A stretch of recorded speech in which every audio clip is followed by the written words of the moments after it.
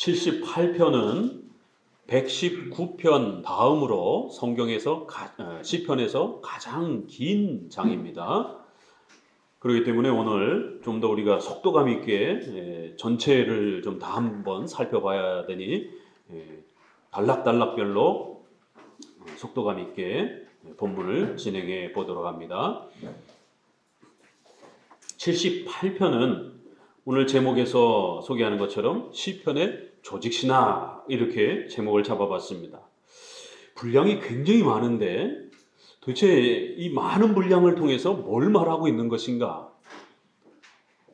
이제 그 방향을 놓치지 않고 잘 쫓아가셔야 됩니다.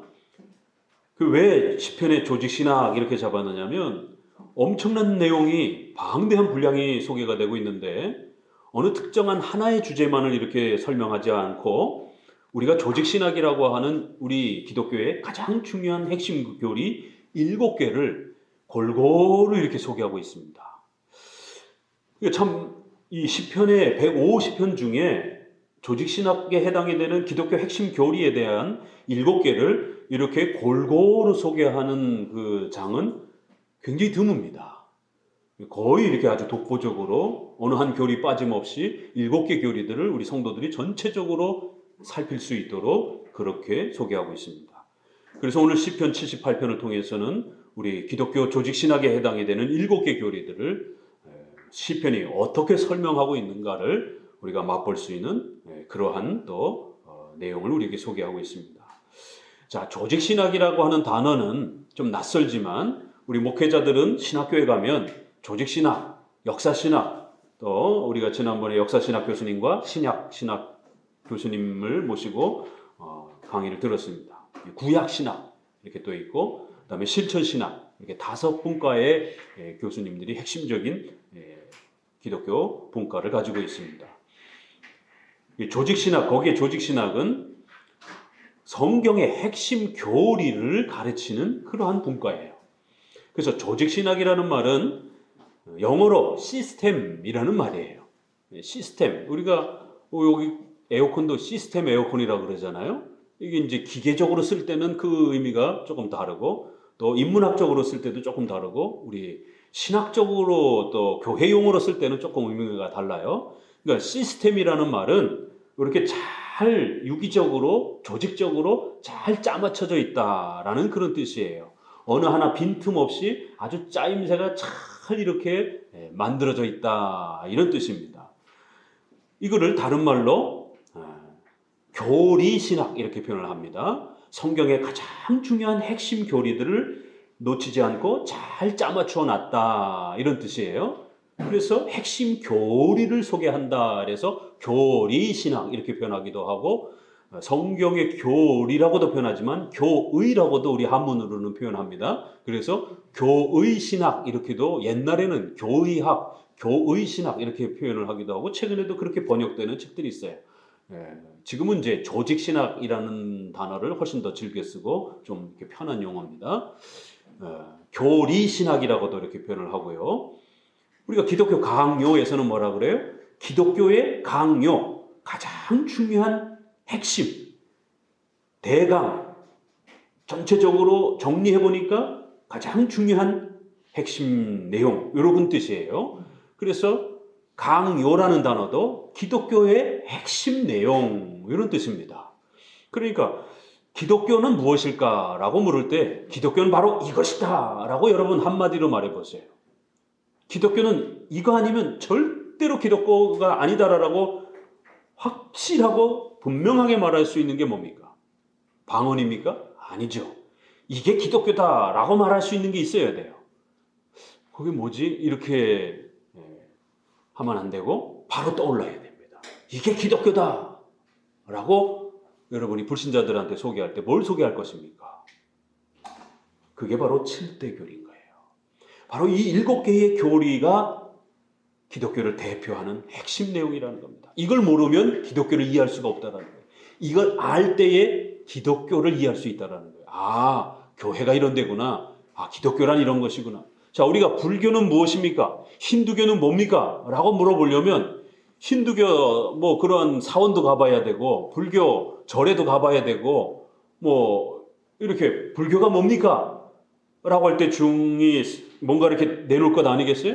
그럴 때 불신자가 목회자에게 와서 목사님, 기독교가 뭡니까? 이러면 교회 당을 소개할 거예요? 예배당을 소개할 거예요? 이게 기독교입니다. 이게 뭐가 기독교입니까, 이게? 그러나 이제 로마 가톨릭은 외형을 보여주는 거예요. 외형이 아주 화려하잖아요. 거기 조각상들이라든가. 그럼 우리 기독교는 그런 건물을 기독교라고 말하지 않는 것입니다. 성경이 가르치는 이 핵심 교리 7개를 기독교라고 말하는 겁니다. 바로 이 핵심 교리를 잘 이해하면 기독교가 뭔지를 알 수 있다는 거예요. 반대로 이걸 모르면 기독교를 모르는 거예요. 아무리 신비 체험을 하고 교회를 오래 다녔어도 그분은 아직 기독교를 모르는 겁니다. 반드시 기독교가 뭔지를 이해하기 위해서는 성경을 통해서 배워야 되는 핵심 교리가 있는데, 핵심 강요가 있는데, 핵심 조직신학이 있는데, 핵심 교의학이 있는데, 그게 7개 교리라는 겁니다. 자, 꼭 기억하세요. 순서적으로 논리적으로 잘 정리를 해야 7개를 기억합니다. 기독교는 체험신앙이 아닙니다. 뭔가를 환상 중에 꿈 중에 보고 느끼고 만지고 이러는 게 아닙니다. 기독교는 오직 성경을 통해서만이 하나님을 알아가는 것이. 그래서 성경론, 성경이 무엇인가, 성경을 어떻게 해석해야 되는가, 성경을 어떻게 오늘날 우리에게 적용해야 되는가, 이런 성경에 대한 많은 내용들을 배우는 게 성경론입니다. 바로 그 성경에서 어떤 하나님을 소개하는가, 삼위일체 하나님을 소개하는 거예요. 그래서 신론, 두 번째로는 신론, 하나님을 배우는 거기 때문에 신론을 배웁니다. 그 하나님을 배우니까 우리가 행위 언약을 어겼고 예수 그리스도를 십자가에 못 박았고 하나님께 불순종하며 사는 그러한 타락한 인간이라는 것을 창세기만 읽어도 바로 깨닫는 거예요. 인간이 죄인이고 하나님 앞에 험한 정죄를 받았다는 것을 깨닫게 됩니다. 세 번째, 인간론. 인간의 죄를 가르치는 죄론이라고도 하고 인간론이라고도 합니다. 자, 그러면 이제 이러한 무서운 지옥의 형벌에서 우리가 어떻게 해야 구원을 받을 수 있습니까? 누가 우리를 구원해 줄 겁니까? 그래서 네 번째로는 이제 기독론. 예수님이 우리를 구원해 주신다는 거예요. 바로 이런 지옥에 빠져 있는 자들을 구원하시기 위하여 예수님이 이 땅에 오셨다라는 거예요. 예수님에 대해서 기독론. 그러면 그 예수님이 우리 눈에 보이지 않는데 그 예수님을 우리가 어떻게 영접하고 예수님을 어떻게 만나는가? 예수님은 2000년 전에 잠깐 이 땅에 계시다가 승천하셔서 이제 우리 눈에 보이지 않는다라고 성경은 말합니다. 그러면 그 예수님을 어떻게 만납니까? 예수님을 만나는 방법을 가르쳐 주는 게 구원론이에요.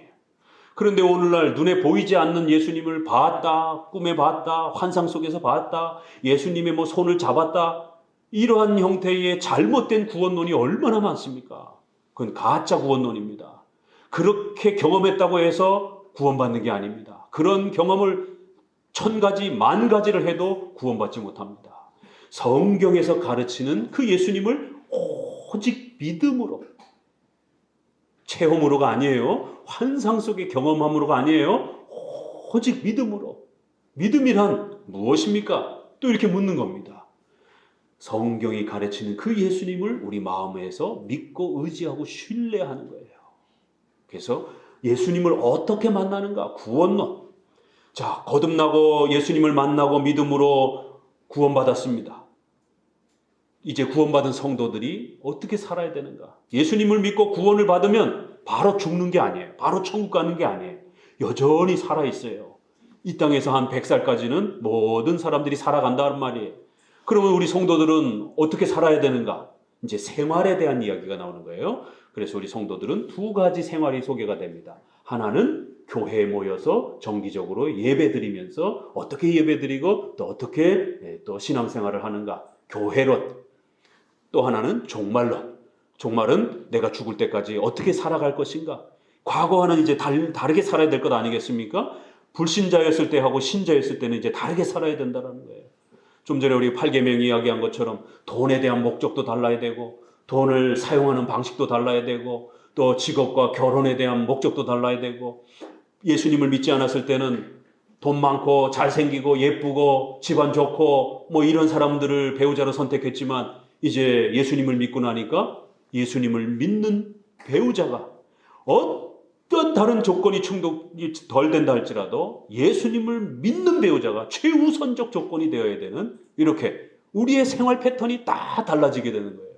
그래서 종말론, 어떻게 살아갈 것인가, 내가 죽을 때까지 어떻게 살아갈 것인가, 내가 죽은 다음엔 어떤 일이 벌어지는가, 그리고 이제 최후 심판의 이러한 예수님의 오심은 어떤 그런 모습인가, 이런 종말론. 자, 기억합시다. 성경론, 신론, 인간론, 기독론, 구원론, 교회론, 종말론.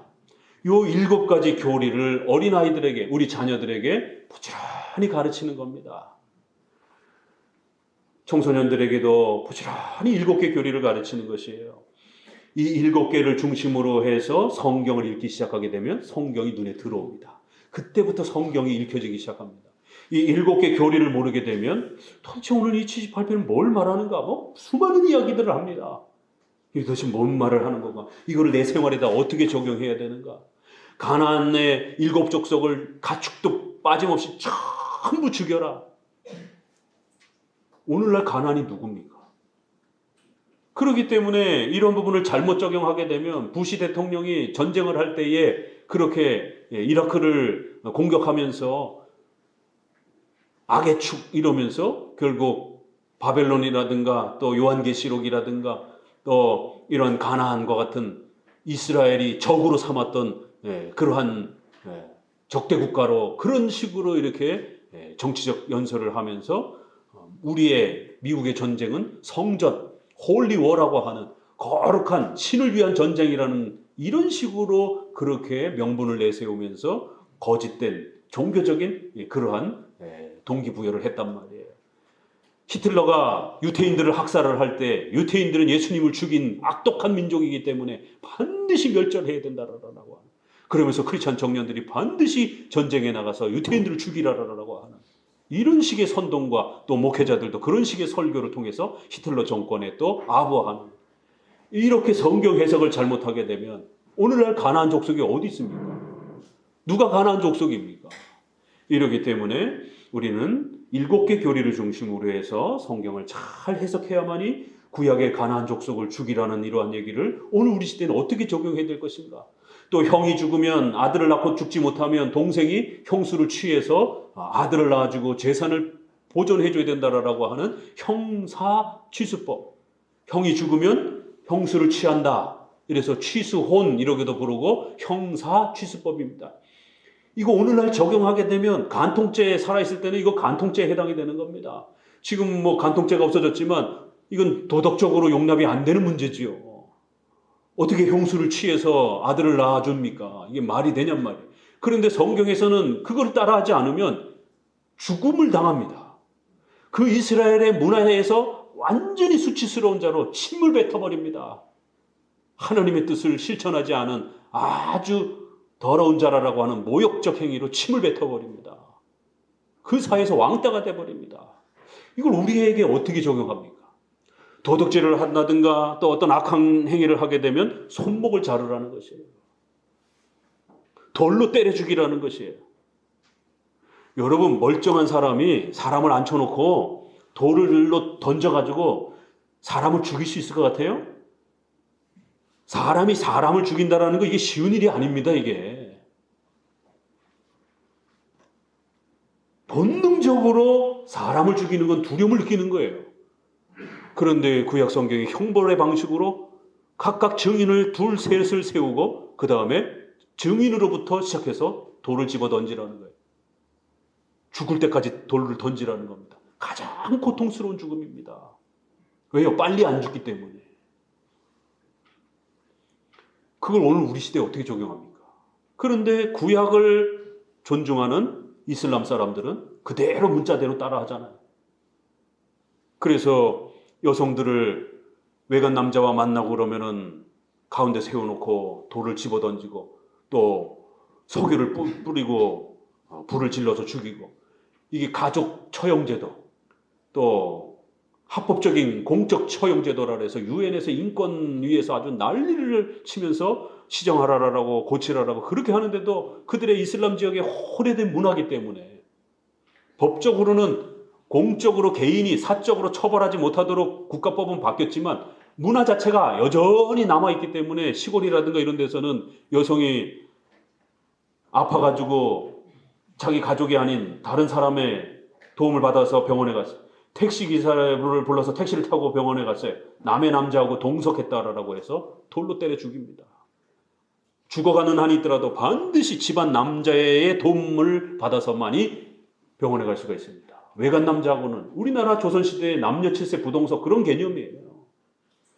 이렇게 여성의 이런 부분들을 구약의 이러한 그 몇몇 표현을 악용해가지고 또 그렇게 적용하는, 오늘 우리에게도 역시 이걸 잘못 읽으면 이런 일이 벌어지는 거예요. 여호와 증인들이 그렇게 군대를 가지 않고 또 피채 먹지 말라라고 하는 구약의 이러한 표현들을 그대로 오늘 우리 시대에 적용해서 수혈을 받지 않는 이런 부분들. 몰몬교가 부인을 열어두고 일부 다처제를 그렇게 시행하는 구약의 형식적으로 일부 다처의 어떤 모습들이 다윗에게도 솔로몬에게도 잠깐 보이다 보니까 그걸 마치 도덕법적인 명령인 것처럼 그렇게 적용해서 오늘날에도 부인을 열어두고 살 수 있는 것처럼 몰몬교, 007 가방 들고 다니면서 까만 양복 입고 둘씩 다니고 옛날 70년대 치마 입고 다니면서 아주머니들은 그 둘씩 다니고 그런 분들 있잖아요.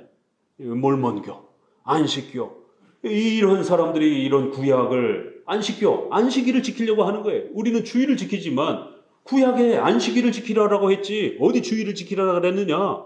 그건 형식적으로 맞는 말이죠.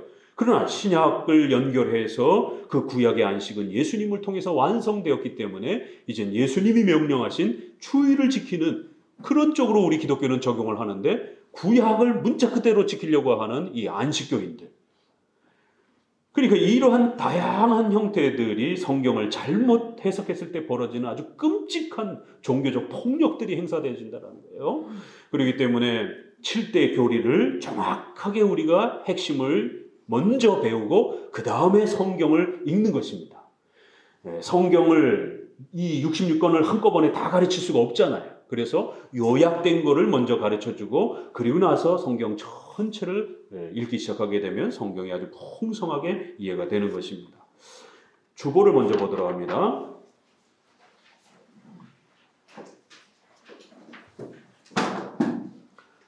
그 성경의 요약과 핵심을 우리 교리문답과 신조는 이렇게 소개를 합니다. 웨스트민스터 대요리문답 5문에는 성경이 제일 중요하게 가르치는 것은 무엇인가?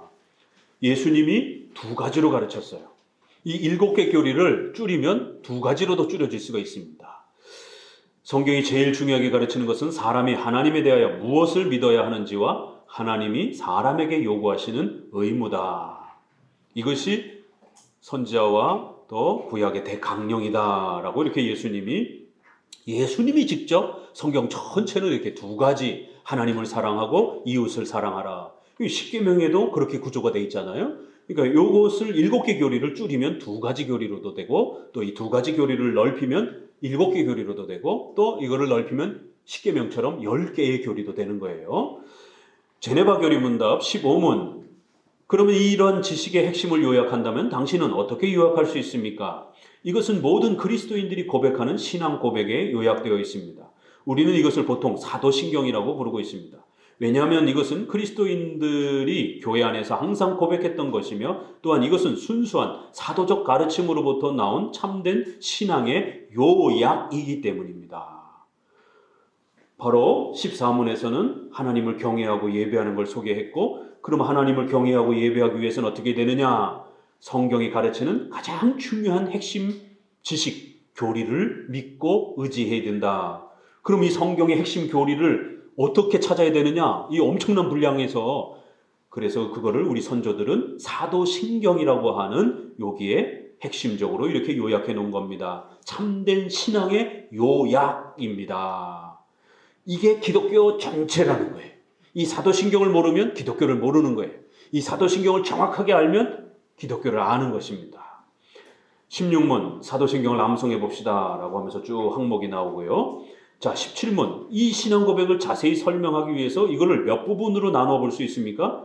한 4가지로 이렇게 나눠 볼 수 있습니다. 이게 큰 단락으로 4가지고 교리적으로 주제별로 살펴보게 되면 7개예요. 자, 사도신경 한번 살펴봅시다. 사도신경은 성경을 요약해 주려고 만든 거예요. 그러니까 성경이 전제되어 있는 겁니다. 두 번째, 전능하사 천지를 만드신 하나님 아버지를 믿사오며 신론 나오죠. 그 외아들 우리 주 예수 그리스도를 믿사오며 기독론이 나와요. 인간론은 없어요. 문자적으로. 그런데 십자가에 죽으시고 본디오 빌라도에게 고난을 받으시고 장사되시고, 이것이 기독론과 인간론이 이렇게 맞물려 있는 겁니다. 왜 예수님이 정죄를 받으시고 십자가에 죽으시고 무덤에 묻히시고 본디오 빌라도에게 하나님의 공의의 심판을 받으시고, 하나님이 무지하신 분인데 왜 심판을 받습니까? 우리의 죄를 대신 짊어지기 위해서. 그래서 사도신경은 우리가 죄인입니다, 우리 대신 예수님이 죽으셨습니다, 이런 문자적 표현은 없어요. 그걸 예수님의 사역에다가 이렇게 포함해서 설명을 한 겁니다. 그래서 예수님이 공적 심판을 받고 십자가라고 하는 정죄의 죽음을 받고 그 다음에 무덤에 묻히는 이러한 형벌을 받으셨다라는 것, 그리고 지옥에 내려가시고 지옥과 같은 형벌을 받으셨다라고 하는, 우리가 받아야 될 것을 예수님이 대신 받으셨다. 왜냐하면 길게 쓸 수가 없으니까 짧게 써서 요약을 해야 되기 때문에 인간론을 기독론에다가 포함을 시킨 겁니다. 자, 기독론. 그리고 성령을 믿사오며, 이렇게 그 전에 바로 그 예수 그리스도를 믿어야 되는 내용이 쭉 소개가 됩니다. 그래서 믿음으로 의롭게 된다, 이런 내용도 문자적으로는 없어요. 이신칭의가 굉장히 중요한 건데 문자적으로 표현하진 않았어요. 그게 다 예수님의 사역에다가 설명해 놓은 거예요. 예수님이 마리아의 몸에 나시고 성육신, 그리고 그렇게 고난받으시고 십자가에 죽으시고, 이러한 그리스도의 사역에다가 우리 인간 대신에 그렇게 정죄받으신 것, 또 그렇기 때문에 그 예수 그리스도를 믿어야 된다라는 것, 이렇게 나는 천지의 창조주 하나님을 믿습니다, 이렇게 돼 있죠. 나는 그의 외아들 우리 주 예수 그리스도를 믿습니다. 그리고 세 번째, 나는 성령을 믿습니다, 이렇게 되어 있는 거예요. 그러니까 믿음으로 이렇게 또 중간 단어가 있는 겁니다. 그렇기 때문에 구원론, 그리고 성령을 믿사오며 거룩한 공교회와 공회 이렇게 표현을 하잖아요. 교회론, 성도가 서로 교통하는 것과, 교회는 절대로 건물이 아니에요. 성도들이 교제하는 거예요.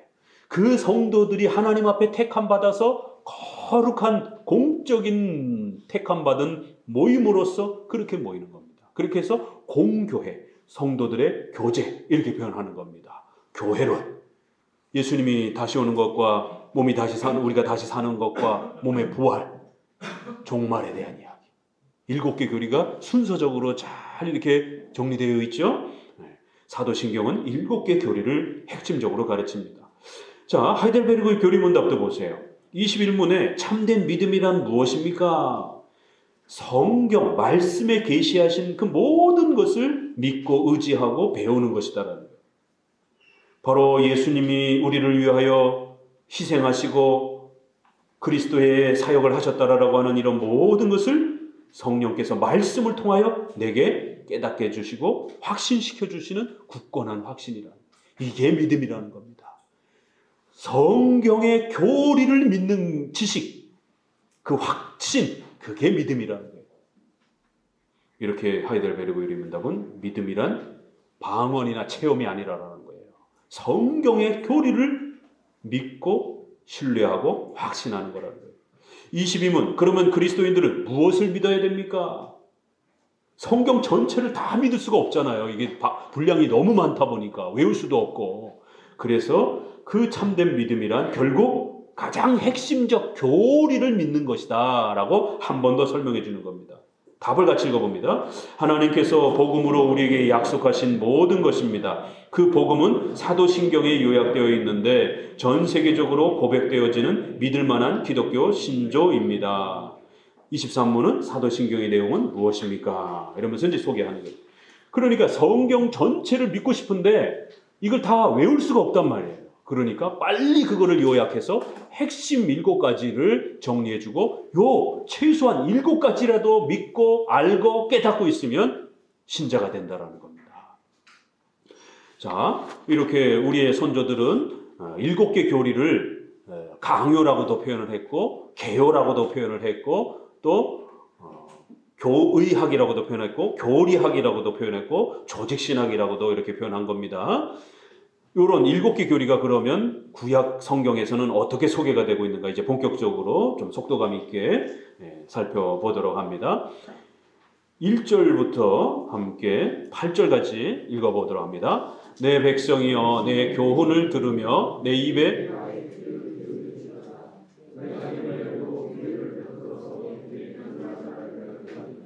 이는 우리가 들은 바요 아는 바요 우리 열조가 우리에게 전한 바라. 우리가 이를 그 자손에게 숨기지 아니하고 기이한 사적을 후대에 전하리로다.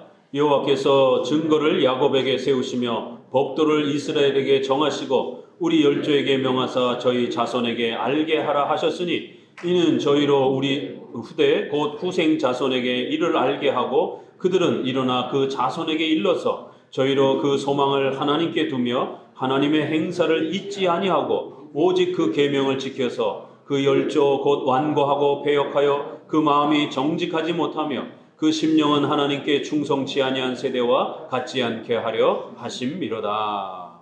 78편은 시작하자마자 내 백성이여 내 교훈을 들으라. 하나님의 말씀을 들으라. 또 율법을 들으라. 이렇게 다양하게 번역할 수 있습니다. 내 말에 귀를 기울여라. 이제 내가 하나님의 계시의 이러한 도구로서 하나님의 뜻을 너에게 전하겠다라는 것이. 이는 우리가 들은 바요 또 아는 바요 우리 열조가 우리에게 전해준 그러한 하나님의 뜻이라는 겁니다. 우리가 이를 배워서 우리만 아는 게 아니라 우리 자손에게 숨기지 아니하고 또 우리 자손은 또 그 자손들에게 후손들에게 계속해서 이 율법 하나님의 말씀을 계속해서 가르치고 깨우쳐야 된다는 거예요. 왜냐하면 5절에 여호와께서 증거를 야곱에게 세우시며 법도를 이스라엘에게 정하시고 우리 열조에게 명하사 저희 자손에게 부지런히 가르쳐 주라라고 그렇게 명령하셨기 때문이다. 그렇기 때문에 6절에 있는 것처럼 자손들은 이거를 잘 계승해서 또 자기들의 자손들에게 그 다음 후생 자손에게 이거를 잘 알게 하고 깨우치고 또 전수해 줘야 된다는 거예요. 요게 뭐죠? 부모가 자식에게 성경의 핵심 교리를 부지런히 가르치고 깨우쳐서 알게 해주는 거예요. 부모가 자식에게 성경의 교리를 끊임없이 가르치고 답하고 가르치고 답하고 자녀들은 성경에 대해서 묻고 배우고 어떤 형태의 질서죠? 교리 문답. 교리를 문답으로 배우는 거예요. 교리를 그림이나 어떤 체험으로 배우는 게 아니라 청각에다 대고 문답으로 배우는 거예요. 그래서 우리가 교리 문답 이렇게 말하는 거예요. 성경의 핵심을 가르친다 이렇게 해서 성경의 핵심을 문답으로 가르친다. 이래서 요리 문답 이렇게 하는 겁니다. 요리할 때 요자가 아닙니다. 성경의 핵심, 요약, 중용 이럴 때의 요자입니다. 요리할 때의 요자가 아니에요. 한문에. 소요리 문답 이러니까 생전 처음 듣고 이게 무슨 작은 요리책인가요? 이게 정말 창피한 일이죠. 장로교인들이 이런 낯설음을 이야기한다라면 목사와 장로가 7대 선서를 할 때 첫 번째 성경은 하나님 말씀을 믿느냐, 두 번째 그 성경을 가장 잘 요약하고 해석한 것이 소요리 문답인 줄 알고 믿고 받아들여서 가르치겠다라고. 이거를 서약해놓고 현장에서 목회자와 장로들이 나태하고 게을러서 가르치질 않은 것이에요. 그거보다는 방언이나 신비체험이나 이런 거를 통해서 성도들이 신앙이 성장할 수 있다라고 그렇게 자꾸 오순절 신앙에 휘말려서 성도들에게 교리를 가르치질 않은 것이. 그래서 성도들이 생전 처음으로 소요리 문답을 듣는 이런 일들이 벌어지는 겁니다. 요리 문답, 교리 문답 이렇게 말하는 겁니다. 자, 어디를 보시느냐면 우리 신명기 6장으로 가봅니다. 이 교리 문답은 하나님이 우리에게 세워주신 질서입니다. 성경도 하나님이 주셨습니다. 그리고는 그 성경을 배울 수 있는 방법도 하나님이 마련해 주신 겁니다. 왜냐하면 성경은 분량이 워낙 방대하기 때문에 이 성경의 내용을 간략하게 빠른 시간 안에 핵심적으로 이렇게 배울 수 있는 방법을 만들어 주셨습니다. 6장 7절을 같이 한번 읽어봅니다. 6장 6절부터 읽어봅시다. 6절 7절 신명기 6장 6절 오늘날 내가 내게 명하는 이 말씀을 너는 마음에 새기고 내 자녀에게 부지런히 가르치며 집에 앉았을 때든지 길에 행할 때든지 누웠을 때든지 일어날 때든지 이 말씀을 강론할 것이며 부모들은 하나님의 말씀을 마음에 잘 새기고 그리고는 자녀들에게 부지런히 가르쳐야 된다는 거예요. 자녀들에게 성경을 부지런히 가르치지 않으면 그 자녀들은 하나님에 대해서 모르면서 자랍니다. 그러면 그 아이들이 커서 불신자처럼 그렇게 살아가게 됩니다. 그럼 어떻게 자녀들에게 가르쳐야 될 것인가? 20절을 봅니다. 가르치는 방법을 구체적으로 소개합니다. 6장 20절 후일에 내 아들이 내게 묻기를 우리 하나님 여호와의 명하신 증거와 말씀과 규례와 법도가 무슨 뜻이뇨 하거든 너는 내 아들에게 이르기를 우리가 옛적에 애굽에서 바로의 종이 되었더니 여호와께서 권능의 손으로 우리를 애굽에서 인도하여 내셨나니. 아들이 부모에게 하나님은 어떤 분입니까? 기독교는 뭡니까? 왜 우리는 교회 가야 됩니까? 주일날, 일요일날 놀러 가지 않고 왜 그 힘든 예배를 드려야 됩니까? 아이들이 이렇게 물을 수 있는 거예요. 그럼 아이들에게 성경을 전체를 다 가르칠 수는 없잖아요. 이제 막 글자를 배우고 이제 초등학교 1학년, 2학년 된 애에게 창세기부터 계시록까지 너 반드시 읽어. 그럼 그 읽는 것도 힘들어요. 그런 아이들에게 어떻게 기독교에 대해서 설명해 줘야 됩니까? 창세기만 설명할 수도 없고 요한계시록만 설명할 수도 없고 성경의 핵심 내용을 먼저 설명해 주라는 거예요. 바로 출애굽에 대한 내용을 요약해서 아이들에게 가르치라는 겁니다. 바로 그 다음 내용이 그 내용인 거예요. 너는 애굽에서 바로의 종이 되었더니 라고 하면서 바로 그 출애굽에서 우리가 어떻게 종살이를 했는지 그 종살이에서 우리가 어떻게 하나님의 도움으로 구출을 받았는지. 왜요? 출애굽은 구약의 십자가 사건이기 때문에 바로 피를 통해서 희생을 통해서 죽음과 저주에서 그렇게 살아남았다라고 하는 예수님이 십자가에 피 흘리시는 것을 구약에서는 바로 이 출애굽의 어린 양의 피를 흘려서 문지방에다가 문에다가 바르고 천사가 그 피가 있는 집은 죽이지 않고 넘어가는 바로 이러한 경험이 구약의 십자가 사건이었기 때문에 바로 요 내용을 핵심적으로 요약해서 아이들에게 가르치라는 거예요. 그러면 아이들이 기독교에 대해서 핵심적인 내용을 정확하게 이해할 수 있을 것이다라는 겁니다. 자, 신약으로 넘어오셔서 히브리서 5장입니다. 역시 신약에서도 이 방법을 가르치고 있습니다. 성경을 중구난방으로 가르쳐서는 안 된다라는 거예요. 성경을 욕심을 내서 아이들에게 너 창세기 오늘 하루 동안 다 읽어 이러면 잘못하면 아동 학대가 될 수가 있어요. 왜냐하면 아이들은 읽고 또 습득하고 이런 것에 어리기 때문에 한계가 있단 말이에요. 그래서 너무 많은 분량을 한꺼번에 아이들에게 이렇게 가르치게 되면 아이들이 못 받아들여서 수용 능력이 부족해서 결국 거부 반응을 나타낼 수가 있습니다. 그렇기 때문에 요약된 핵심을 이렇게 반복적으로 아이들의 수준에 맞춰서 계속해서 확대해가는 것이지 처음부터 막 아무리 좋은 밥이라도 아이가 소화하지도 못하는데 그거를 막 먹일 수는 없는 거잖아요. 세신자한테도 마찬가지예요. 이제 막 기독교에 대해서 처음 교회를 나왔는데 당신 창세기 다 읽으세요. 또 이 교회와 관련된 이런 거 모든 거 다 하세요. 이럴 수는 없잖아요. 그래서 세신자에게도 기독교의 핵심을 가르쳐야 되는 겁니다. 히브리서 5장 마지막 절 들어갑니다. 어디를 보시면 12절, 5장 12절 같이 읽어봅니다. 때가 오래므로 너희가 마땅히 선생이 될 터인데 너희가 다시 하나님의 말씀의 초보가 무엇인지 누구에게 가르침을 받아야 할 것이니 젖이나 먹고 단단한 식물을 못 먹을 자가 되었도다. 하나님의 말씀의 초보, 핵심이 있다라는 거예요. 기초가 있다라는 거예요. 이걸 성경을 통해서 잘 배워야 되는데 이걸 제대로 못 배워서 어린아이 같은 수준으로 자꾸 머물러 있다라는 거예요.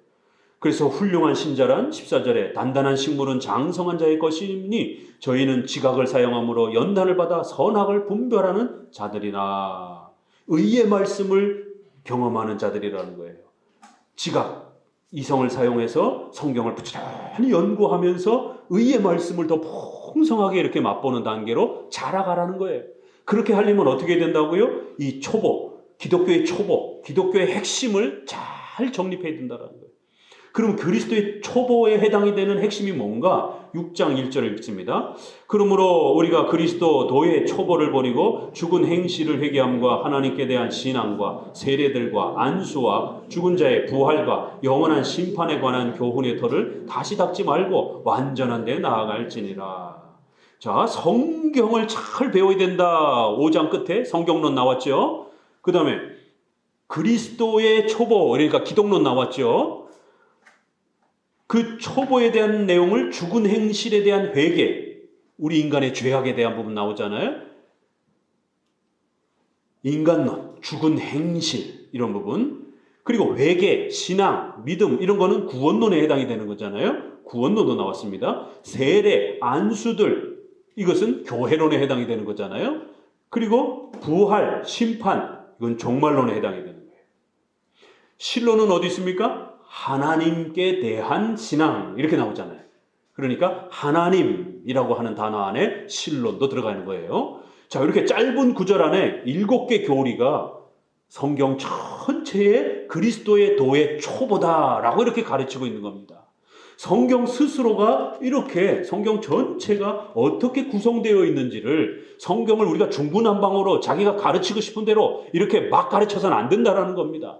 그래서 우리 하이델베르그나 제네바 교리 문답, 소유리 문답은 7개의 교리를 그렇게 통일성 있게 소개하고 있는 것입니다. 자, 78편으로 다시 돌아와서요. 7절을 같이 한번 읽어봅니다. 결국 이렇게 우리가 성경을 교리 문답, 신조, 7개의 조직신학이라고 하는 핵심 교리를 먼저 잘 배우는 방식으로 성경을 우리가 소유하고 이해하고 깨닫게 되면 어떤 혜택이 일어난다고요? 7절 다시 한번 읽어봅니다. 저희로 그 소망을 하나님께 두며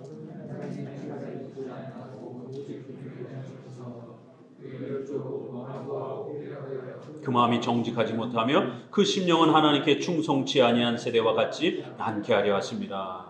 성경을 이렇게 요약해서 핵심 교리를 문답식으로 또 신조나 이렇게 신앙 고백을 통해서 7대 교리를 열심히 배우며 성경을 우리가 알아가게 되면 우리가 그 소망을 하나님께 두고 하나님을 믿고 의지하며 살아갈 수 있는 믿음의 역사가 일어난다는 거예요. 하나님의 그 어마어마한 행사, 하나님의 그 위대한 역사들을 우리가 잘 깨닫고 섭리의 통치를 우리가 순종하면서 그렇게 살아가게 된다는 거예요. 하나님께 충성된 자로 그렇게 순종하며 하나님의 뜻에 복종하며 사는 그런 기쁨을 누리게 된다는 거예요. 결과까지 아주 짧게 성경의 위대함이 무엇인지를 이렇게 정리했습니다. 자, 그러면 이제 9절부터는 다른 내용이 나옵니다. 하나님께 충성하지 못한 자에 대한 이야기가 나오는 거예요. 성경을 제대로 배우지 못했을 때 어떤 일이 벌어지는가가 나옵니다. 9절부터 읽어봅니다. 에브라임의 자손은 무기를 갖추며 저희가 하나님의 언약을 지키지 아니하고 그 율법 준행하기를 거절하며 여호와의 행하신 것과 저에게 보이신 기사를 잊었도다. 하나님의 역사와 행사를 모르는 거예요. 이게 뭐죠? 성경에 대한 무지입니다. 성매, 성경을 모르는 거예요. 성경을 어떻게 해석해야 될지 모르는 거예요. 성경에 무지하니까 하나님의 율법 준행하기를 거절하는, 하나님의 언약을 지키지 않는, 하나님의 뜻에 불순종하는 인간의 악이 벌어지는 거예요.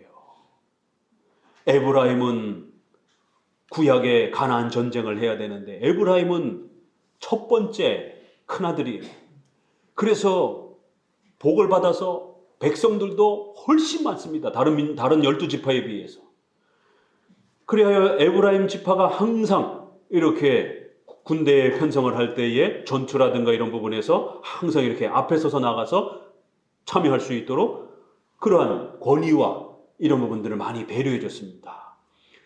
유다의 지파에서 예수님이 오시지만 실제로 에브라임 이 지파가 죄송합니다. 에브라임 므낫세는 요셉 그 가문이죠.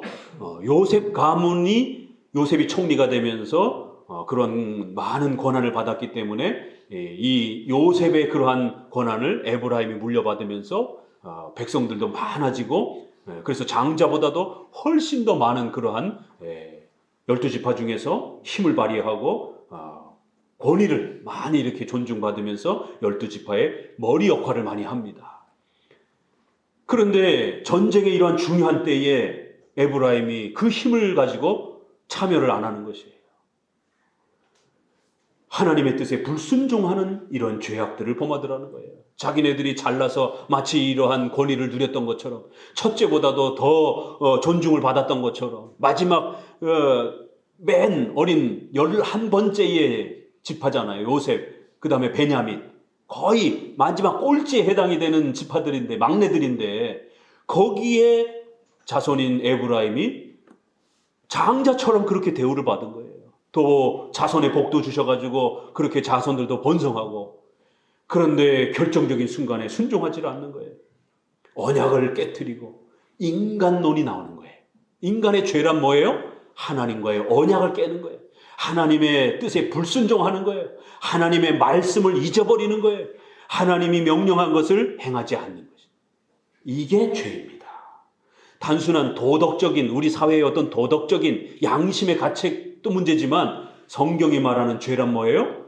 바로 원죄, 또 자범죄, 이런 하나님의 말씀을 어기는 언약을 안 지키는 이게 죄의 본질입니다. 자, 짧게 인간의 죄에 대한 내용이 나오고요. 12절부터 또 읽어봅니다. 옛적에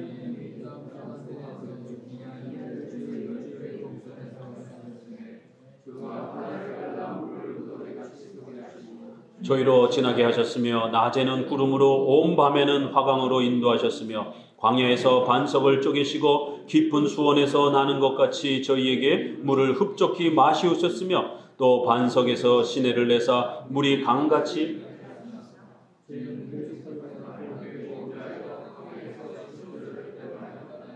저희가 저희 탐욕대로 식물을 구하여 그 심중에 하나님을 시험하였으며 그뿐 아니라 하나님을 대적하여 말하기를 하나님이 광야에서 능히 식탁을 준비하시랴. 저가 반석을 쳐서 물을 내시며 시내가 넘쳤거니와 또 능히 떡을 주시며 그 백성을 위하여 고기를 예비하시라 하였도다. 그러므로 여호와께서 듣고 노하시며 향하여 노가 올랐으니 이는 하나님을 믿지 아니하고. 앞부분에서 17절까지 정도는 실론이 소개합니다. 하나님께서 이스라엘 백성들에게 어떤 권능과 능력을 베풀어 주셨는지, 출애굽에 대한 그 역사 속에서 이렇게 하나님의 위대한 권능과 도우심의 역사를 소개합니다. 바다를 갈라 물을 무더기같이 이렇게 양편으로 만들고 저희를 지나가게 하시고 광야 40년 동안에 낮에는 구름으로 밤에는 또 불기둥으로 왜 온도 차이가 많이 나기 때문에 낮에는 막 40도, 50도까지 사막 온도가 올라가고 밤에는 또 이렇게 추위가 찾아오고 이러다 보니까 자칫 잘못하면 온도 변화 때문에 죽을 수도 있는데 낮에는 구름을 가려서 온도를 낮춰주고 밤에는 불을 피워서 따뜻하게 해주시면서 반석을 쪼개가지고 세상에 그 사막에 물이 어디 있습니까? 그런데 돌을 깨트리니까 그 느닷없이 갑자기 물이 솟구치면서 백성들이 물을 먹게 하시고 또 농사를 짓지 못하잖아요. 급히 도망 나왔으니까 하늘에서 만나가 내려서 매일매일 양식을 먹고 고기가 먹고 싶다고 하니까 또 그렇게 고기도 주시고 반석을 내서 시내를 내서 물이 강같이 흐르게 하시는 그런 하나님의 절대 주권과 하나님의 신적 권능을 통해서 자연을 초월하는 그런 엄청난 역사와 위대함들을 하나님이 행하시더라는 거예요. 하나님은 자연 만물을 마음대로 다스리고 조종하고 명하실 수 있는, 그래야 물을 낼 수 없는 그런 사막이 하나님의 명령이 떨어지게 되면 물이 콸콸콸콸 쏟아야 되는 이런 자연을 지배하시고 통치하시고 적들을 전부 다 잠잠케 하시는 이러한 전지전능하신 무한불변 영원하신 하나님 실론에 대해서 이렇게 소개를 합니다. 그러면서 중간중간에 그럼에도 불구하고 17절에 저희가 하나님께 범죄하여 전지전능하신 지존자를 배반하고 탐욕대로 식물을 구하고, 그리고는 하나님이 능력이 있느냐, 하나님이 물을 내겠느냐, 하나님의 전능하심에 대해서 자꾸 의심하고, 하나님이 내 생활을 도울 수 있겠느냐, 하나님이 내 처지를 알고 계시는가, 이러면서 자꾸 하나님의 섭리에 대해서 의심하고 불신앙하는 이런 인간론, 인간의 죄악에 대한 부분이 또 같이 어우러집니다. 자, 22절에 다시 한번 이는 하나님을 믿지 아니하며 그 구원을 의지하지 아니한 연고로다, 이렇게 소개를 합니다. 믿음에 대한 문제를 또 이야기하는 거예요. 그렇죠? 결국 성경이 가르치는 그 하나님, 옛적 기사에서 출애굽에서 어떤 일을 베풀어 주셨는지를 후손들이 지금 듣는 거예요. 후손들은 출애굽을 경험하진 않았습니다. 우리도 출애굽을 경험하지 않았어요. 성경을 통해서 그 옛적 기사를 듣는 거예요.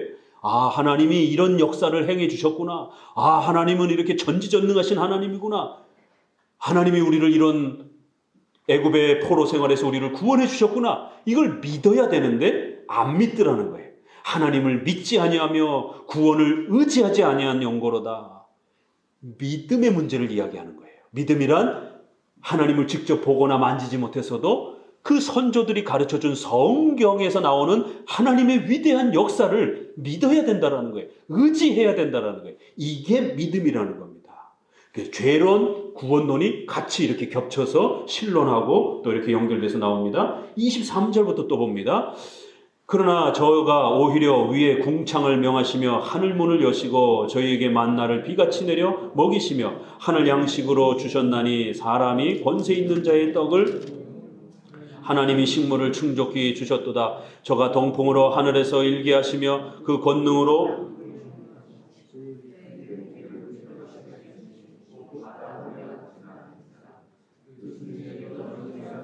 그 거처에 둘리셨도다. 저희가 먹고 배불렀나니 하나님이 저희 소욕대로 주셨도다. 저희가 그 욕심에 떠나지 아니하고 저희 식물이 아직 그 입에 있을 때 저희 중 살진 자를 죽이시며 이스라엘의 청년을 쳐 엎드려 드리셨도다.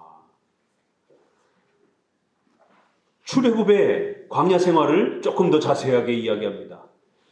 이런 놀라운 역사를 경험하고도 그 광야 생활 내내 또 하나님의 통치와 다스림에 대해서 불평불망하고 원망하고 하나님의 섭리 통치에 대해서 불안해하고 의심하고, 오늘 우리 여러분들은 하나님과 동행하면서 어떻습니까? 직장생활하고 가정생활하고 이러한 삶 속에서 의심하고 불안해하고 하나님을 향하여 원망하고 이런 섭리에 대한 하나님의 위대한 통치를 불안해하는 우리 인간의 이런 죄악들을 또 소개하면서 하나님의 실로 섭리의 그 세밀함, 하나님이 얼마나 세밀하게 그렇게 도와주셨느냐면 위에 궁창을 하나님이 명하셨다라는 거예요. 하늘아 문을 열어라. 그리고는 만나가 내려지고, 세상에 농사도 짓지 않았는데 그 곡식이 그렇게 매일매일 하루도 빠짐없이 그렇게 백성들을 먹일 수 있도록 그렇게 만나가 내려지더라는 거예요. 오늘 우리가 직장생활을 하면서 십계명을 실천하려고 얼마나 많은 용기와 두려움이 필요합니까? 만약 내가 십계명대로 실천했다가 회사에서 잘리면 어떡하지? 이게 다 섭리에 대한 훈련인 거예요. 이스라엘 백성들이 내일 농사를 안 졌는데 굶어 죽으면 어떡하지? 아니, 지금 10년도 아니고 20년도 아니고 30년, 40년째 그렇게 먹고 하나님의 도움으로 먹고 살고 있는데도 또 불평하고 원망하는 거예요. 하나님이 우리 생활을, 내 삶을 아실까? 내가 지금 필요로 하는 거를 하나님이 전부 알고 계실까? 도와주실 수 있을까? 이런 걱정들을 하는 거예요. 하늘 양식을 주셨나니 사람들이 권세 있는 자의 떡을 먹으며, 신이 먹여주시는 떡을, 권세 있는 자의 떡을 먹는 것처럼 그렇게 어마어마한 기적을 체험하면서 사는 그런 성도들의 삶을 살았다라는 거예요. 하나님의 식물을 충분히 그렇게 먹여주셨다라는 거예요. 고기가 먹고 싶다라고 하니까 고기가 어디 있어요? 그 사막에. 하나님이 명령하니까 갑자기 바람이 확 불기 시작하더니만, 동풍이 불기 시작하더니 바닷가 쪽으로부터 시작해서 하늘에서 일게 하시며 그 권능으로 남풍을 인도하시니 메추라기와 같은 그러한 새들이 쫙 몰려오는 거예요. 저희에게 고기를 티끌같이 모래알처럼 그렇게 나가보니까 막 사방에 깔려 있는 거예요. 두 번의 역사가 일어납니다. 메추라기가 한번 그렇게 옵니다. 그래서 배불리 먹습니다. 그런데 백성들이 또 나중에 요 본문에서는 요거는 이제 그 민수기나 요런 쪽에 이제 가는 소개가 되는 내용들이에요. 그래서 첫 번째는 하루를 하나님이 쫙 그렇게 먹이십니다. 이 두 번째 사건은 한 달 내내 고기가 그렇게 새가 진중에 있는 거예요. 그들이 원하는 대로 다 배불리 먹였다라는 거예요. 그런데 저희가 그 욕심에서 떠나지 아니하고 그 식물이 아직 입에 있을 때 그 청년들을 하나님이 화가 나고 다 죽여버렸다라는 거예요.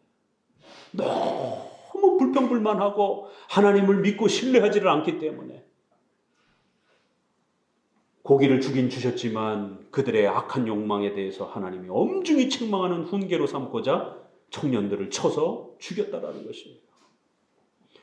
이게 섭리신앙을 배워가는 것은 이렇게 아주 힘들고 어려운 겁니다. 우리의 죄악을, 우리의 욕심을, 우리의 지나친 욕망들을 무릎 꿇고 하나님 앞에 순종하면서 하나님이 원하시는 바대로 그렇게 한 걸음 한 걸음을 살아가는 것이, 하나님은 우리의 삶에 필요한 것이 무엇인지 아주 세밀하게 돌보신다는 겁니다. 이 신론의 섭리론과 인간의 죄론이 맞물려 있죠. 그렇죠? 오늘은 제가 좀 이렇게 힘있게 설교를 좀 못합니다. 왜냐면 이렇게 배심이 이렇게 나오질 않아가지고 이게 목소리를 이렇게 강하게 내지를 못하겠어요. 왜 그런가 하니 어제 컴퓨터를 사러 갔다가 계단에서 발을 헛디뎌가지고 떼굴떼굴 굴렀어요. 그래갖고 지금 막 온몸이 타박상을 입어가지고 이게 막 결리니까 이게 말하는 것도 이게 배심이 있어요. 이게 말을 근육이 이렇게 힘을 줘야 이게 말이 되네요. 이게 결려갖고 말이 이게 잘 나오지를 않아서 지금 아주 굉장히 힘이 드는데, 살아생전 그렇게 넘어지는 거 처음 넘어져가지고 우리가 걸어 다니는 것도 하나님의 은혜가 있어야 이게 걸어 다닐 수가 있구나. 숨 쉬는 것, 걷는 것조차 하나도 하나님이 돌봐주시지 않으면 하루아침에 정말 다리가 부러지고 다칠 수 있는 또 그러한 경각심을 이렇게 또 경험합니다.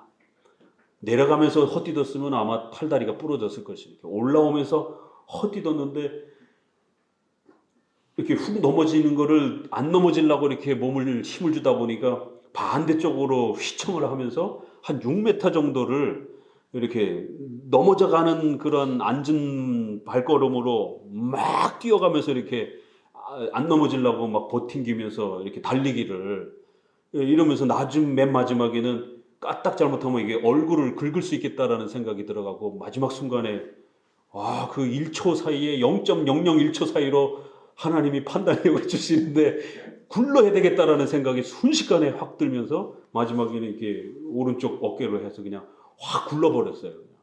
그래갖고 좀 무릎팍만 좀 까지고 이렇게 이제 다른 데는 좀 긁히기만 했는데, 마지막 순간에는 얼굴이 긁히겠다라고. 왜냐면 땅바닥에 바짝 이렇게 낮은 상태로 막 이렇게 안 넘어지면서 막 기다시피 이렇게 막 속도감이 있게 이렇게 달려나갔기 때문에 몸이 멈춰지질 않는 것이에요. 한 6m를 달려나갔어요. 걷는 것도 하나님의 은혜구나. 오늘 세미나도 있는데 이게 만약에 팔다리라도 부러졌으면 얼굴이라도 긁고 왔으면 이거 어떻게 세미나를 진행합니까? 이게 몸이 결리니까 말하는 게 너무 힘들어가지고 타이레놀을 먹긴 먹었는데도 하나님이 우리의 생활을, 삶을 하나하나를 하나님이 머리털 하나까지 전부 세세하게 살피면서 그렇게 필요한 만큼 가르쳐 주시고 도와주시고 인도해 주시는 것이에요. 이걸 우리가 구약 성경을 통해서 배우는 겁니다. 구약의 그 어마어마한 역사들을 보잖아요. 이런 수많은 역사들이 그냥 우리에게 소개가 되는 게 아니에요. 하나님의 그 섭리의 위대하심, 우리가 걱정할까봐, 불안해할까봐 하나님이 우리의 삶에 대해서 얼마나 자세히 들여다보고 계시는지, 그 발걸음 하나하나, 숨 쉬는 거 하나하나까지, 우리가 걷는 거 하나까지, 돌불에 넘어져서 팔다리가 부러져가지고 잘못 머리라도 뇌진탕이 걸리면 죽을 수도 있는 거예요. 저희 노예 목사님이 교회에서 걸어 내려가다가 헛디뎌가지고 이제 50대면 걷는 것도 조심해야 돼. 우리 어른들 그래서 겨울철에 넘어지면 고관절이 깨지면서 고관절은 잘 안 낫기 때문에 그 염증으로 돌아가시는 겁니다. 어른들은 조심하셔야 돼요. 겨울철이 되면 목사님이 헛디뎌가지고 다리가 부러지고 머리를 부딪혀갖고 뇌진탄 형상이 오셔갖고 한참 고생하셨습니다. 이게 넘어지는 것도 죽음으로 나아갈 수도 있는 넘어짐들이 많은 겁니다. 그냥 뭐 넘어졌다고 해서 그냥 아무 문제가 아니라 하나님이 돌봐주시지 않으면 하루하루를 살 수가 없는 거예요. 아들은 뒤에서 같이 걸어왔는데 잡지도 않고 현빈이가 뒤에서 걸르는데 막 아들은 왜 안 잡았냐고. 잡을 새도 없이 그냥 후다다닥 달려나가는데요. 그걸 무슨 수로 잡느냐고. 이러면서 정말 엄청난 그런 위기의 순간을 또 겪기도 했습니다.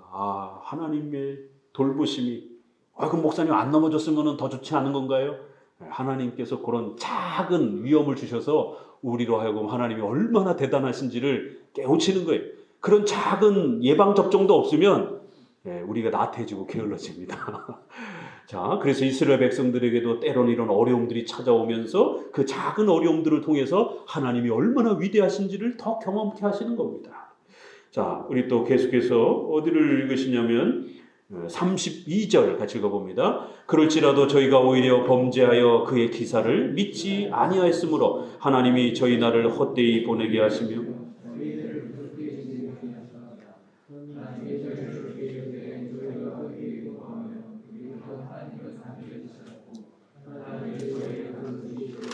지존하신 하나님이 저희 구속자이심을 기억하였도다. 그러나 저희가 입으로 그에게 아첨하며 자기 혀로 그에게 거짓을 말하였으니 이는 하나님께 향한 저희 마음이 정함이 없으며 그의 언약에 성실치 아니하였음이로다. 오직 하나님은 자비하심으로 죄악을 사하사 멸하지 아니하시고 그 진노를 여러 번 돌이키시며 그분을 다 바라지 아니하셨으니 저희는 육체뿐이라 가고 다시 오지 못하는 바람임을 기억하셨음이로다.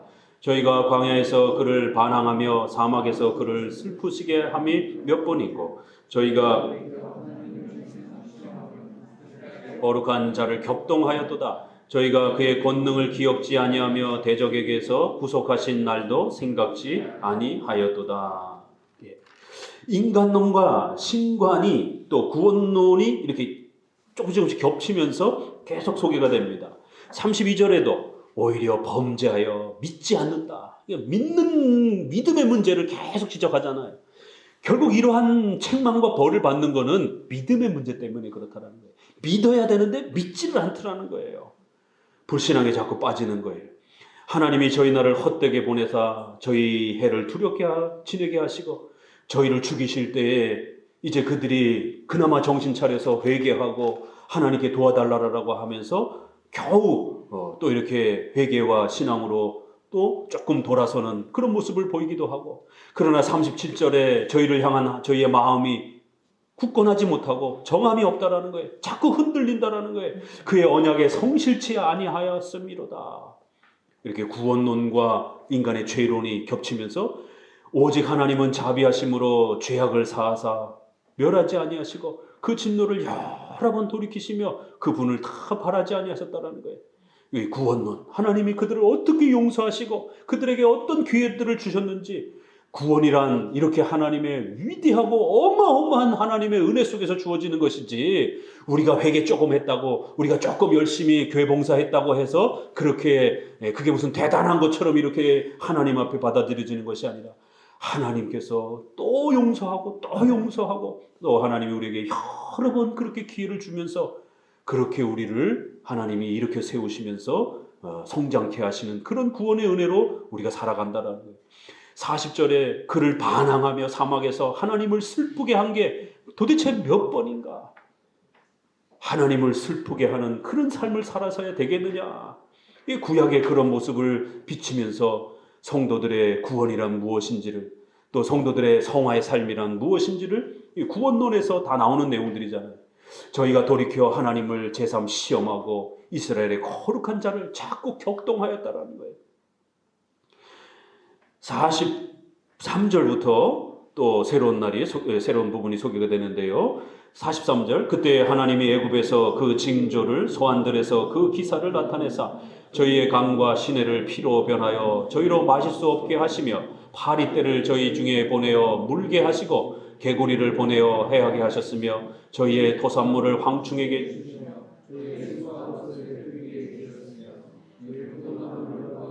저희 뽕나무로 서리로 죽이셨으며 저희 가축을 우박에 저희 양떼를 번갯불에 붙이셨으며 그 맹렬한 노와 분과 분노와 고난 곧 벌하는 사자들을 저희에게 내려 보내셨으며 그 노를 위하여 치도하사 저희 혼의 사망을 면케 아니하시고 저희 생명을 연병에 붙이셨으며 이 애굽에서 모든 장자 곧 함의 장막에 있는 그 기력의 시작을 치셨으나 출애굽 이야기를 또 하는 거예요.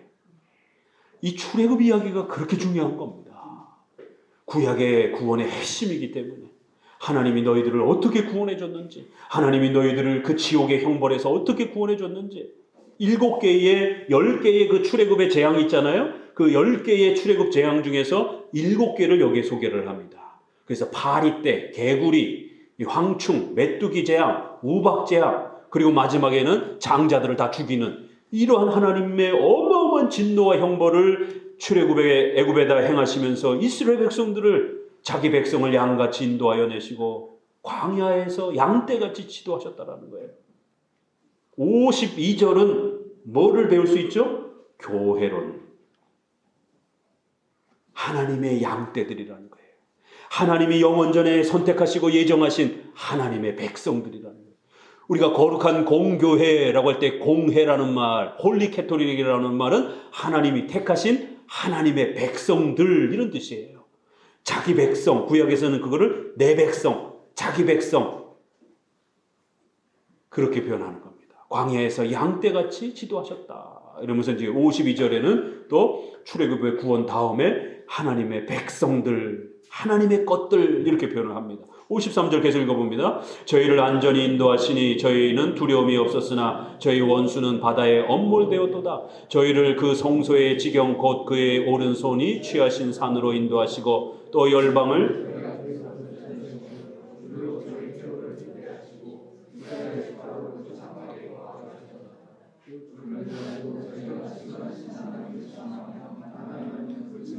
지키지 아니하며 저희 열조같이 배반하고 괴사를 행하여 속이는 활같이 빗가서 자기 산당으로 그 노를 격동하며 저희 조각한 우상으로 그를 진노케 하셨으며 하나님이 들으시고 분내어 이스라엘을 크게 미워하사 실로의 성막 곧 인간에 세우신 장막을 떠나시고 그 능력된 자를 포로에 붙이시며 자기 영광을 대적의 손에 붙이시고 그 백성을 또 칼에 붙이사 그의 기업에 분 내셨으니 저희 청년은 불에 살라지고 저희 처녀에게는 혼인이 노래가 없으며 저희 제사장들은 칼에 엎드러지고 저희 과부들은 애곡하지 못하였도다. 때에 주께서 자다가 깬 자같이 포도주로 인하여 외치는 용사같이 일어나사 그 대적을 쳐 물리쳐서 길이 욕되게 하시고 또 요셉의 장막을 실어 버리시며 애굽라임 지파를 택하지 아니하시고 67절까지 하나님의 자기의 백성 교회론 그 하나님의 백성들을 왜 그토록 보호하셨는가? 출애굽의 애굽 백성들은 그렇게 죽이셨는가? 이스라엘 백성들은 바로 하나님의 교회, 하나님의 것이기 때문에 하나님의 백성들이기 때문에 저희의 원수들은 전부 다 죽이고 교회만 그렇게 보호해 주셨다는 거예요. 저희를 그 성소에 거처, 지경으로 그들을 예루살렘으로 이스라엘 백성들을 가나안 땅으로 그렇게 인도하시면서 그렇게 교회를 마련해 주셨다는 거예요. 오른손이 취하신 산, 이거 다 예루살렘을 말하는 것이잖아요. 이렇게 예루살렘, 그 성소, 성전, 그의 백성, 이게 다 교회론에 해당이 되는 거예요. 또 열방을 저희 앞에 쫓아내시며 줄로 저희 기업을 분배하시고 12지파에게 가나안 땅을 그렇게 이스라엘 지파로 그 장막에 거하게 하셨다. 성소를 만들어 주시고 그 교회 가운데 하나님이 함께 해주시는 그런 복을 주셨다라는 거예요. 그런데 그럼에도 불구하고 또 범죄하며 지존하신 하나님을 시험하고 반항하고 그 증거 말씀을 지키지 아니하고 언약을 지키지 않고 자기 산당으로 혼합 종교죠. 가나안의 그 바알 아세라 숭배를 하는 그러한 혼합 종교, 기독교 반 또 이방신 미신 반 이렇게 갖고 산당을 만들어 놓고 거기에 조각한 우상을 만들어 놓고 그렇게 신앙이 변질되고 부패해지는, 이게 다 교회 부패에 대한 이야기예요. 그래서 하나님은 실로의 성막, 곧 제일 먼저 가나안 땅에 들어가서 실로에다가 그 모세의 성막을 세운 겁니다. 임시거처로. 성전, 솔로몬의 성전이 만들어지기 전까지는, 예루살렘으로 성막이 이제 정착되기 전까지는 아주 중요한 예배 처소였는데 그 성막에서 하나님이 떠나셨다라는 거예요. 그리고 이제 그들을 포로의 손에 붙여서 그들의 청년들이 죽고 처녀들이 시집을 가지 못하고 혼인 노래가 없으며 목회자들도 이제 싹 없어지고 제사장들도 전부 다 그렇게 죽어나가도록 저희 과부들이 통곡하고 애곡하도록 하나님이 마치 갑자기 자다가 깬 자처럼 그렇게 마치 용사같이 등장을 하셔가지고 이스라엘 백성들을 완전히 전멸시켜버릴 것이다라는 거예요. 죽여버릴 거라는 거예요. 그 대적을 처음 물리쳐서 길이 욕되게 하시고 그 요셉의 장막을 실어 결국 붕괴시켜 버릴 것이다. 종말론에 해당이 됩니다. 이런 이스라엘의 포로 생활은 결국 바벨론 포로 생활, 결국 요한계시록에서는 최후 심판에 대한 이러한 또 종말론적 그러한 의미로 많이 구약에 쓰여집니다. 그리고 이제 마지막 내용이 아주 또 독특합니다. 68절부터 읽어봅니다. 오직 유다 지파와 그 사랑하시는 시온산을 택하시고 그 성소를 산의 높음 같이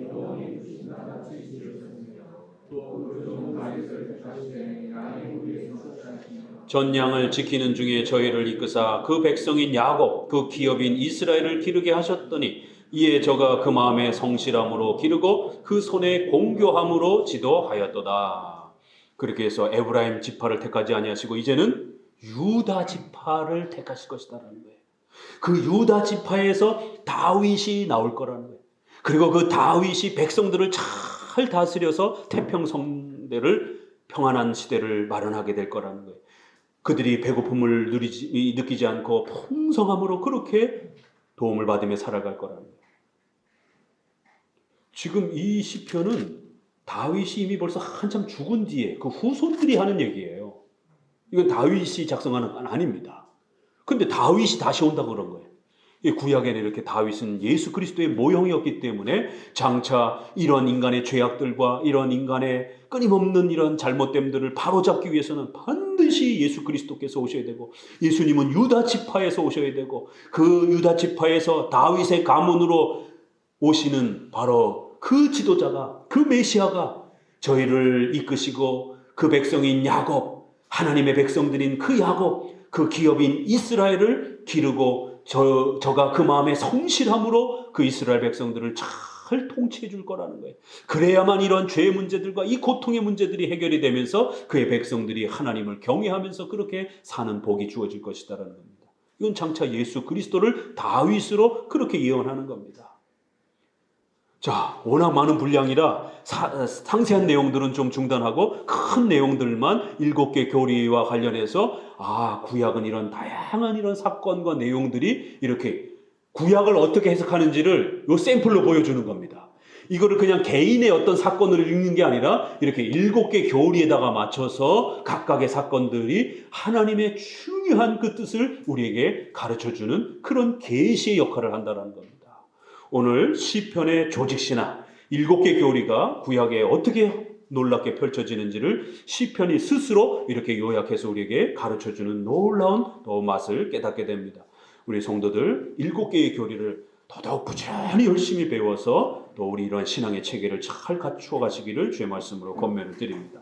기도합니다.